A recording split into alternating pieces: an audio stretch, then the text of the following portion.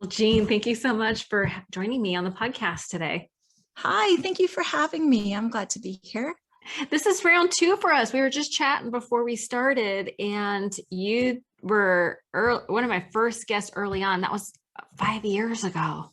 I can't believe it. I can't believe it's possible that it's been 5 years. That's unbelievable. It's probably pretty close to 5 years because you're very early on and still one of the most popular episodes, which is super fun.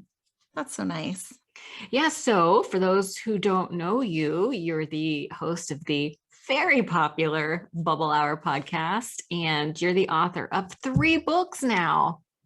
I am. I can't believe that either. Look at you. You're so productive. So the first one was, so you have a series, the Unpickled series. You also have like this amazing blog that everybody already knows about. But let's see. So you did, what was the Unpickled Holiday Survival Guide? Was that the first one that you did? It was. Yeah. That was the first book that I released. And I put it out really quickly in the holiday season because I kept hearing people talk when they were telling their stories on the Bubble Hour, and there's hundreds of interviews there.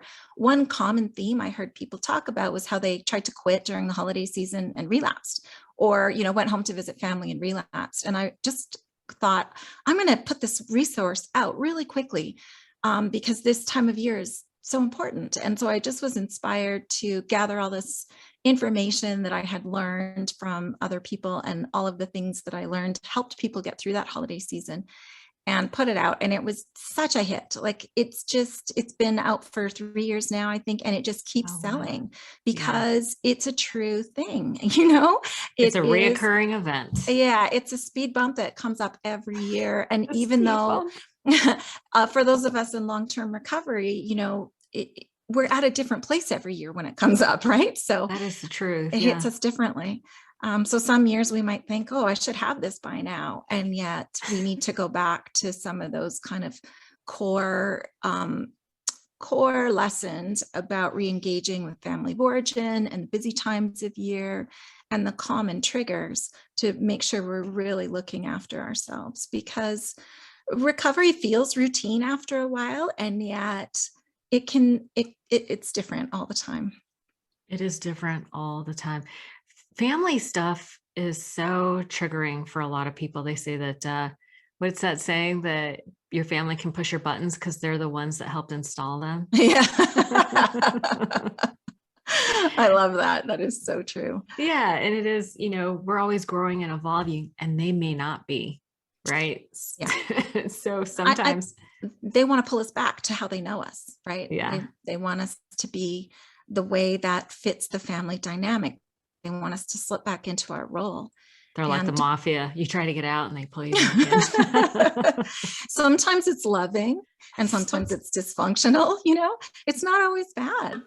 And so there's lots of reasons why family is tricky. Even if you love your family and get along with them, it can still be tricky. Yeah, that's so true. Yeah, that's okay. So the Holiday Survival Guide, that's going to be an evergreen hit resource going forward. So that's awesome. And then you wrote, so Ember Ever There, excuse me. I can talk.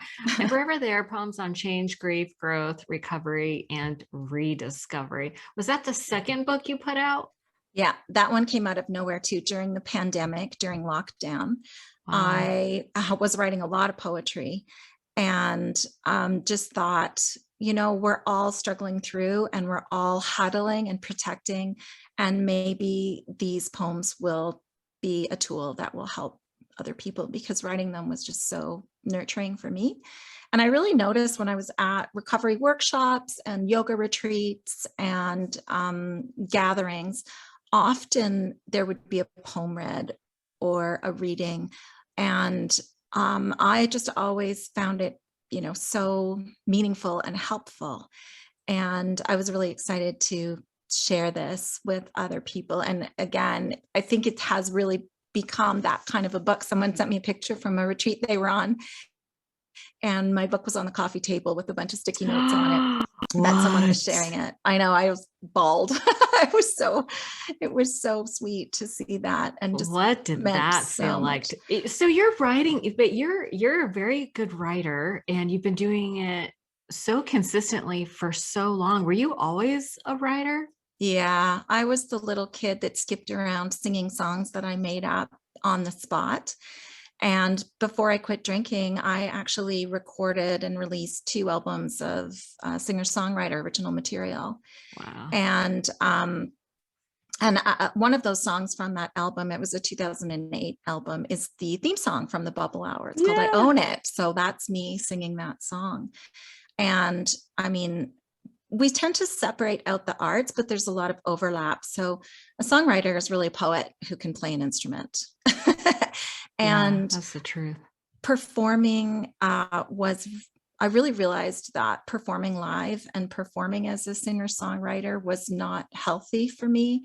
It wasn't fun in that I was partying as a drinker. I was medicating all of my stage fright and anxiety with alcohol. And when I quit drinking, I kind of thought, I'm going to stop doing the things that I don't enjoy. And performing live was one of them. So I love writing music and Oh, playing music, but I don't like performing live. And so then stripping my songwriting back to poetry allowed me to continue crafting meaningful pieces that can impact people, and not have to put myself through hell in order to share it by performing wow. live. So for that book to be welcomed and embraced by the recovery community, I guess it's just hitting me now as I'm telling you this, Arlena. So good Mm. interview, a good interviewer that you are. You're Bless your helping me heart. to like connect these dots of Yeah. how to know that it is being used as a recovery resource, tells me that that was the right thing for me to do, to shift from performing music to just sharing the truth. That's all. A really good song or a really good poem is just a nugget of truth that resonates. And if it's done well, um, it doesn't matter that what it means to me is different than what it means to you, right? Right. You feel the truth of it. So if I'm talking about heartache and grief, and for me, that heartache and grief is over the loss of my relationship with alcohol, and Mm. someone else reads it and their heartache and grief is maybe over the loss of a relationship or a change in their employment or their self-image. It doesn't matter that we're approaching that emotion from 2 different places. It's that we're sharing the truth of the experience. And that is a really beautiful way to commune, I guess, I to just communion. We're sharing an emotion out of thin air. It's amazing. It is. And you really have an ability and a clarity to be able to articulate emotion. And I'm going to ask you more about your book, because you did it very specifically in a very practical way in the book. But I had to write that down, a nugget of truth that resonates. And it is that emotion. And don't you find, like, in recovery, we're talking about emotions, like the situations are different, but like the feelings are all the same. And Mhm. that's when we feel connected, when somebody is like in touch with their authentic feeling, and they're just sharing it. It doesn't even matter if the words are right. Like, if the energy is right, everyone feels it. Especially like if someone's speaking from the heart, everyone feels it. Yeah, definitely. That is the power of it. And I think it comes as such a surprise when we first enter into any kind of recovery meeting or group, Mm-hmm. when we have that feeling of, oh my gosh, I thought I was the only one. And all of these people are telling my story. And Yes. especially if uh, when you go with an open heart, you listen for the similarities and not the differences, right? So Yeah. when people are going to maybe trying out a meeting of any flavor Mm-hmm. and say, oh, I don't need to quit drinking because I'm not like these people. Their addiction is listening for the differences. It's listening for the reasons Right. why they don't fit in. And recovery listens for the similarities and Yeah. Good leverages point. them. Yeah. And I just feel for the people who are not able to have the open heart, because I feel like that comes from a place of wounding. trauma, not being able to trust others, not being able to trust ourselves. And, but I guess everybody comes to that. Well, I guess not everybody comes to that place, but sometimes we come to that place where we're like, what I'm doing is not working, and the pain of staying the same is greater than the pain of changing. Yeah. So maybe sometimes there's like a little chink in the armor. Mm-hmm. Yeah. Those little cracks, and our defenses, it takes us a long time to learn them. They don't just disappear overnight. It takes a long time to unlearn them. Truer words have never been spoken. And that's maybe a great segue into the book that you recently wrote, Unpickled, Prepare to be Alcohol Free, Insights and Tips to Ease the Transition. And I gotta say, so when I went through the book, it is so like, it's again, clear purpose, clear mission. One of the very first chapter, Find Your Words. This is what I was alluding to before. And you give a very practical example. So find your why words. Like, why are we doing this? I think it's so important for people to connect with what is your why. But you position it as, there is an idea. I want to quit drinking for my children. But you also offer a reframe. I want to fulfill my role in my family to the best of my ability. And the why words are around the emotions or feelings, maybe integrity, dignity, mentorship. How did you come to this process? Oh, it was expensive. Therapy. Therapy. I love a good bargain. So I have spent lots of money on therapies. I really like to share everything I've learned with other people, so that I can really spread that value out. Well, I think if we quit for other people, then if you say, I'm quitting for my kids, and your kid is a jerk one day, your addiction is going to say, oh, well, my kid's a jerk, I can relapse. That's the way these things work. Right. So I feel like we really have to keep digging down and keep peeling back the layers until we really understand what is it within us that we are seeking that cannot be leveraged against us, that our addiction can't talk back to, can't look for arguments against. So quitting for your kids that's a beautiful sentiment. That's a loving thing. Mm-hmm. But it's too easy to fall apart, I guess, in some ways. I really want people to really turn their attention into themselves. And I feel like when we are in a pattern of addiction or in a trajectory towards addiction, because this book doesn't assume that someone is addicted. People quit for all kinds of reasons. Yes. So when we're kind of in that skid, however far into it we are, we're not thinking about ourselves. And so the very first thing I want people to do in this book is just like look inside and say hello and start bringing it back to you. That's what we're going to do. We're going to just really gently get to know you again. And that is so sweet. Yeah. Turn in and say hello. Hi, self. That's so sweet. I really like the reframe, because that is turning it back, right? I want to fulfill my role in my family to the best of my ability.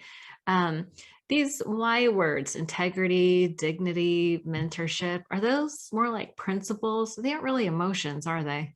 Yeah, I think they're more like our core values. Core values. And going back to therapy again, I was really struggling with something we were talking about earlier, going back to our family of origin. I was like, I'm working so hard on myself. Then I get around my family of origin and I turn into kind of a jerk. So what's going on there? Like, I know it's me, but I don't understand why. Yeah. And so she helped me do this beautiful visualization of taking all of my core values. And for me, kindness is a really important core value, and loyalty and integrity. And she said, I want you to build like a bubble around yourself, which, I like that imagery, host of the bubble hour. And she said, I want you to picture as if you're walking through the world with this little bubble around you. And inside the bubble are all of your values. And so everything you do is going to be through that filter, through that bubble. You're not going to violate your values. So when you're feeling triggered by family members, for example, can you engage with them kindness? Can you hang on to your value of kindness in how you engage with them, so that you're not retreating back to being a 7-year-old and being sassy, but really like just pausing and kind of staying intact. But it's really a way of kind of staying connected to your highest self, right? As you move through the world and being really integrated and authentic. So it's important to know those words, the things that you value, so that you can engage with them as being what drives you. I love that you used the word, you said stay intact. And I thought, wow, as soon as you said it, I almost like that. That is so interesting, because I could almost see a scenario where I interact and it's like I become shattered or fragmented or not myself, right? And so to maintain focus and attention, or just be in touch with your core values, that does help you to stay intact. So you're not like giving your power away. You're not acting like somebody that you don't want to be. You're not reverting back to your old survival or coping skills. You stay intact. That concept comes from the work of Richard Schwartz, and his work is internal family system. Oh, yes. Oh my goodness. Are you familiar with that? Yeah. And so we have all these. Go ahead. Oh, we all have these kind of adaptive aspects of ourselves that we learn to use in different situations. And, but we also have our highest self, who that's what we want to get to. But when we're coping, we're using one of our adaptive versions of ourselves. So I'm kind of a shy person, but I can put on a more sociable mask or a more sociable version of myself and go into the world and engage and really enjoy myself and hopefully be enjoyable. But I can't live there all the time. That's a part of myself. It's an aspect of myself, but it's not my whole integrated self.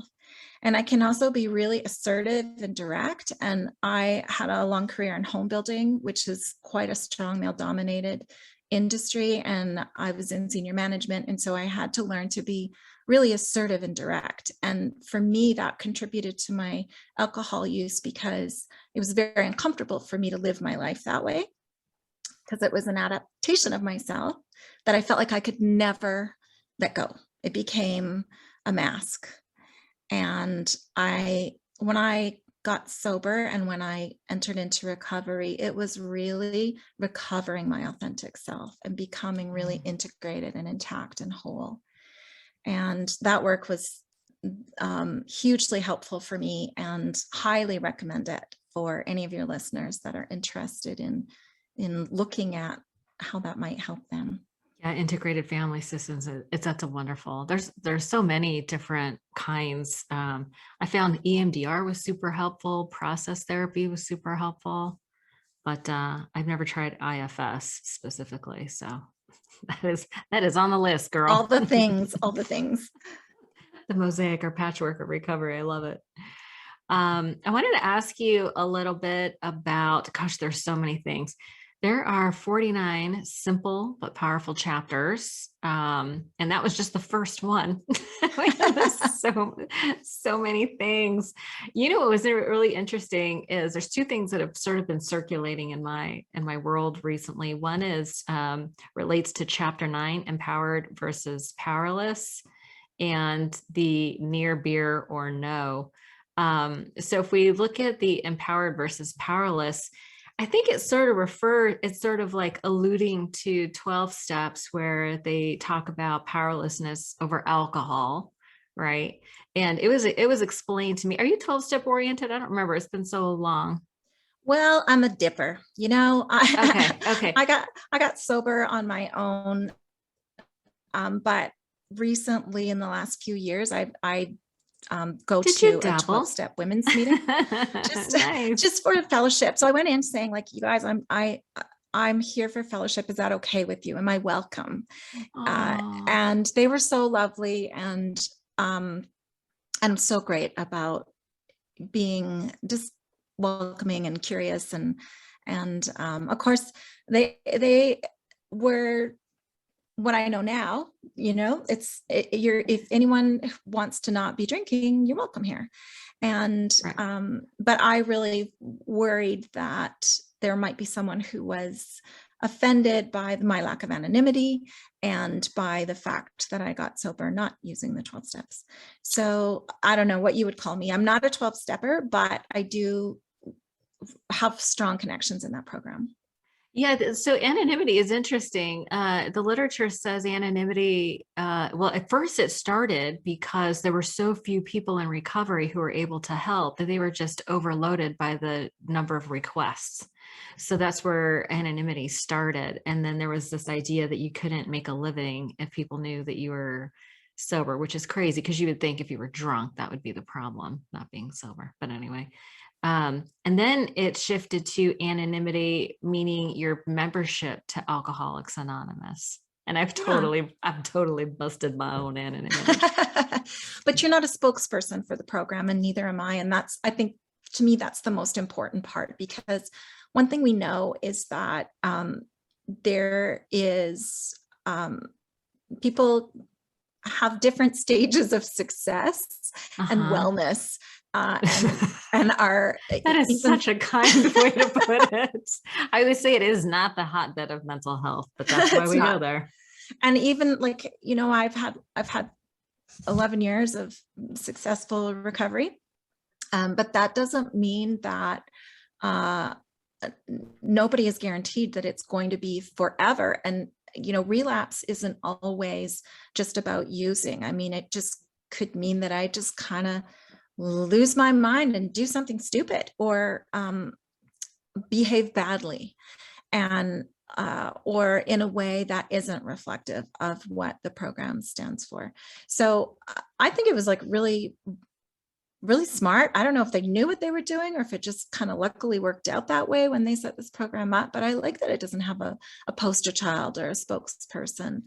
And there's so many things about it that were just magical. And I actually advocate for 12 steps all the time, but sort of with this, I feel like I want to create a guide of how to approach it in a safe way, especially for women, because a lot of the court systems are sending people there who don't really belong there. Chronic sex offenders or people that came out of jail, the court system is sending all kinds of people there. So that's why I like the women's meetings for women, number one. Me too. Yeah. I like them too. Yeah. And I should say, when it comes to this book, Prepare to be Alcohol Free, you notice that the word sober doesn't appear in the title. And I'm really intentional about language around it. Yes. Because I felt like I wanted to get away from anything too program based. Right. Or even just to kind of step away from some of the familiar language that people are used to hearing relative to giving up alcohol or sobriety. Because even the word sober is enough to make some people not quit, even though they want to, because they don't want to be that. They don't want the label. There is a huge debate in the recovery community about what sober even means, because there's medical assisted it's medical assisted therapy. Is it therapy? I don't know. I keep forgetting. I should know these treatment. Things. Mm-hmm. Treatment. Thank you. Medical assisted treatment. Right. And so there's Suboxone, Vivitrol. There's all kinds of things. And then the people who are people who are using cannabis are saying, well, there's all these people who are using tobacco, sugar, and nicotine. So are they sober? So there's all this debate. So I love how clear the book is. It's about alcohol free. It's not about alcoholism, right? That's an old term that it's kind of out of date, right? Mm-hmm. Yeah.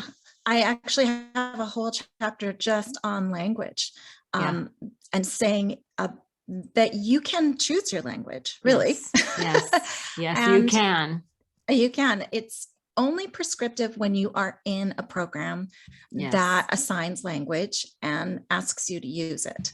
Otherwise, you really can. choose your own language. And that is why it's very confusing and it's hard. I found it's even hard as a person that is writing about recovery and helping people talk about recovery or interviewing people. How do we make sure we're talking about the same thing, you know? Right. I don't know if you've ever had the experience of interviewing someone who you thought you were talking about sobriety and you realized you were both using the language differently, and then trying to decide, oh, okay, is this a fit for my audience? Is it, you know, now do I edit this conversation? Wait, is that censorship? It's so complicated. It's so hard. It gets messy. So I think it's really important for people.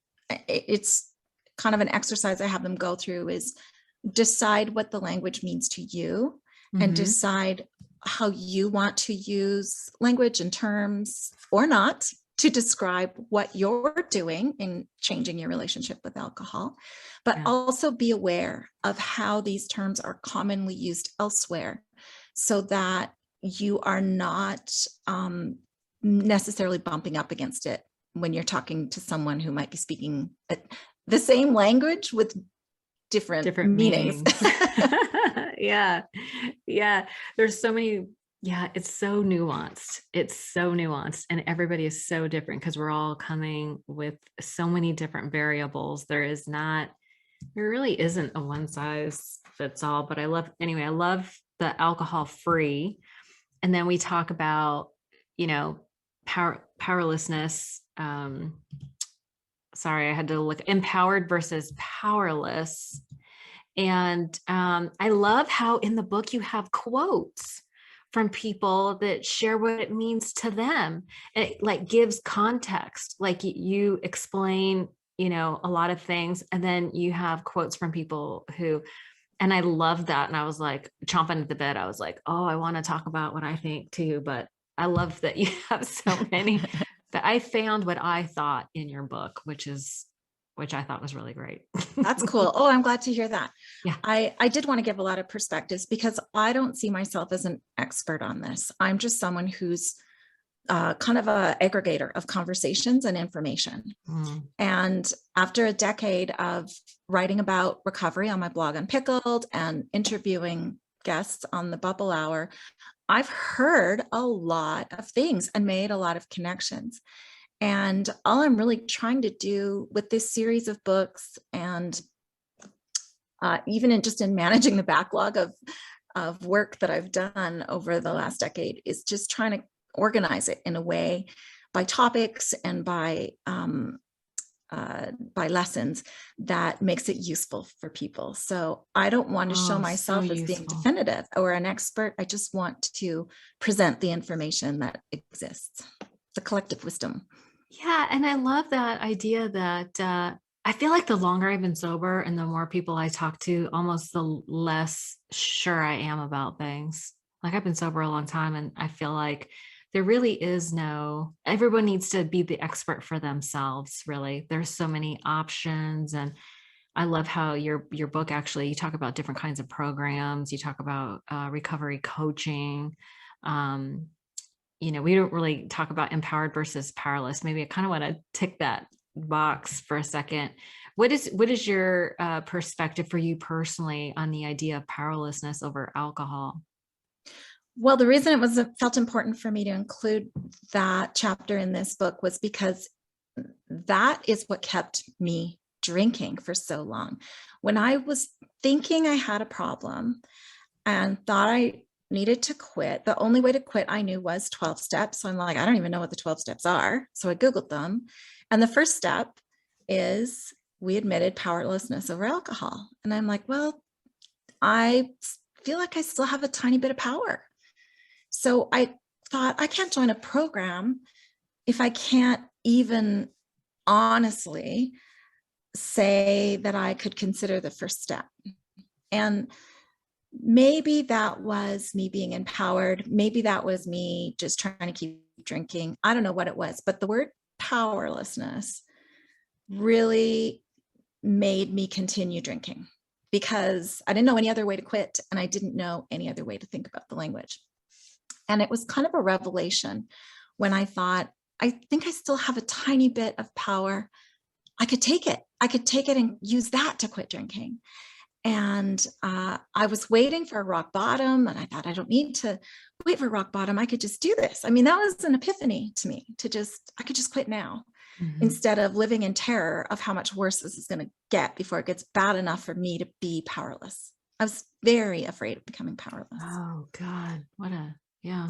So after I kind of harnessed that bit of power or empoweredness and quit. And I was scared to connect with anyone and scared to go to a meeting where I thought I wouldn't be welcome if I couldn't join the first step, which now I know wouldn't have happened. I would have been welcomed. But I blogged, I opened a blog and started writing about it. And I just thought, okay, I'm going to get accountability from strangers online. I'm going to do this anonymously. I broke my anonymity after a couple of years, but initially I was anonymous. A couple of years it took? Yeah. Yeah. I think it was when my blog hit like 100,000 views or something that I was like, well, maybe I could show my face and share my first name, because I was always searching sober celebrities or anyone who was out sober. I would look at their picture and look and try to see what I could see, if I could tell by looking at them. And I thought, you know what, if that helps me to see the faces of people that are sober, maybe I could just show my face and my first name, and maybe that would help people. And then what happened was another blogger who was one of the original bloggers at the time, which is Lotta Dan, Mrs. D is going without. She is a crazy popular blog, and now she's got 3 books. She's in New Zealand. She said, hey, if you're going to do it, I'm going to do it too. So she posted her picture. And so there was a few of us that all kind of, I don't want to say came out, but, shared. Kind of popped off all at once. Yeah, we all sort of stepped out of the shadows and together. And then over time, I just was like, you know what? I don't know what I thought was going to happen, but it turns out that, my neighbors weren't reading my blog and wondering who it was. It was other people in recovery or who were thinking about drinking that were reading my blog. And so then those were the people who were finding me. And I thought, there's nothing to lose really for me to share who I am. And the more that I did that, the more it allowed me to broaden my reach and help more people. And it was just a conscious decision that I kind of did over time. Yeah. How did we get here? Empowered versus, okay. I know where I was going with this.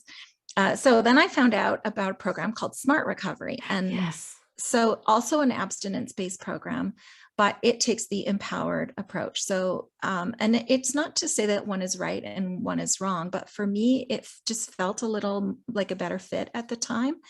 And saying, I still have some internal power. So do I want to have an internal locus of power, like my power centered inside of myself and harness that?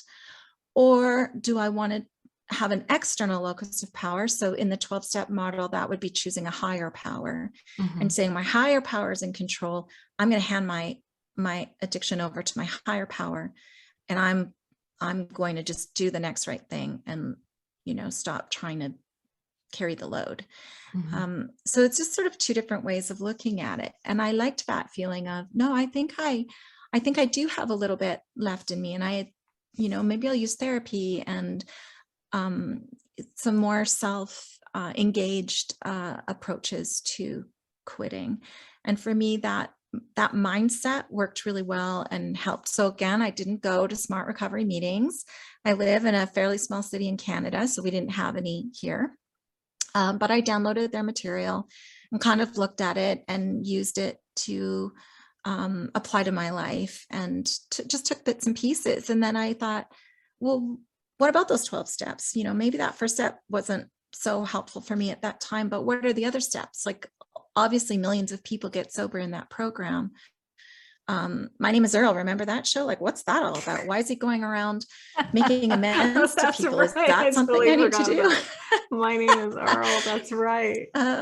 So do I need a piece of paper in my pocket with all the wrongs I need to right? Is that useful? And so I kind of examined, and did my own version of some of the processes in the 12-step that I thought might be helpful to me. Yeah.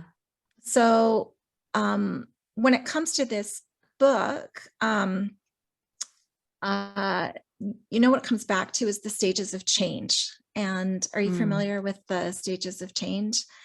I don't know if we all kind of know these now, but when I heard them, I had never heard them before. And it made so much sense to me. So there's pre-contemplation. Oh, yeah. Where you don't know you have a problem. Yeah. And then there's contemplation of, oh, I think I have a problem. And then preparation, where you're deciding what you're going to do about the problem. And then there's action and maintenance. And so most self-help books and most recovery books are written for the action and the maintenance stage. So how to get sober and how to stay sober. Yes. But I think a lot of us spend a long time in that contemplation preparation stage. And I was hearing stories from people that were trying to quit and little things tripped them up. And I thought, well, maybe I could just write down for people what some of these little things are that people trip over in early recovery. So if they could make some of those changes before they quit, while they're thinking about it, or just become aware of these things, then when they do quit, they won't have these little hurdles that trip up people so commonly. Yeah. And so that's where I was coming from there. So when we go back to being powerless or empowered, even just as you're thinking about quitting, chewing over those ideas of, how do I want to approach this? How do I see myself? And again, like looking in and thinking about it. Like, let's just get comfortable with the uncomfortableness of asking ourselves what we think. We stop doing that when we're drinking all the time, right? We're trying to avoid our own minds. So let's just ask some gentle questions. Let's just have some gentle contemplation about, how do you see yourself? Do you feel that there's appeal to you in taking one approach over the other?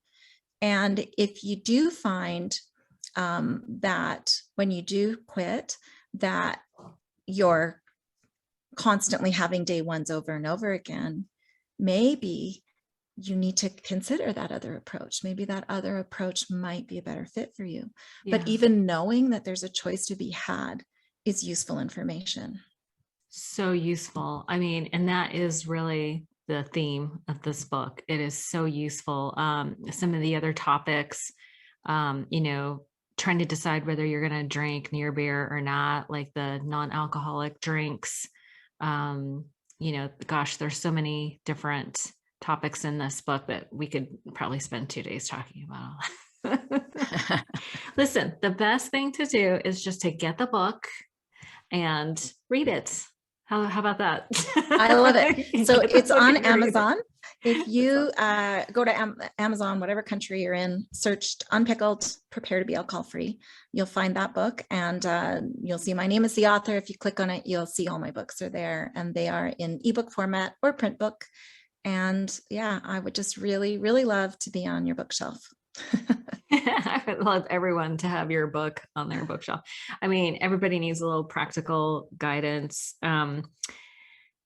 Where can people learn more about you? You have the blog. Is the blog still a good hub for all your information? And there's lots there. So unpickledblog.com is the blog. Unpickled on Facebook. There's lots happening there. And my writing blog is jeanmccarthy.ca. And you can find me there. I'm on Instagram, Jean McCarthy Writes, and everything's connected. So if you hit on any one of those things, it'll lead you to the rest of them. Okay. Yeah. It's fun to get content on Instagram or Facebook or wherever you like getting your content. Jean, it's such a pleasure to be able to speak to you again. I'm sorry I'm not going to be able to see you in Miami this year. It was fun to see you in Beverly Hills at the She Recovers event and give you a hug in person. That was pretty cool. But can I just say thank you for all the work that you do? And I'm so grateful that you have this gift and this talent of, being so clear and concise and just really, that nugget of truth that resonates. You really have a gift for that. And I'm just so grateful for your time and energy and all that you give. I really do feel like you're such a special person. So thanks for all you do. Oh, thank you. That's so nice to hear. And I really appreciate it. And it's just an honor to be part of this beautiful community. And thank you for your work. Thank you for having me today. We'll talk soon. Thanks. Okay. Thanks.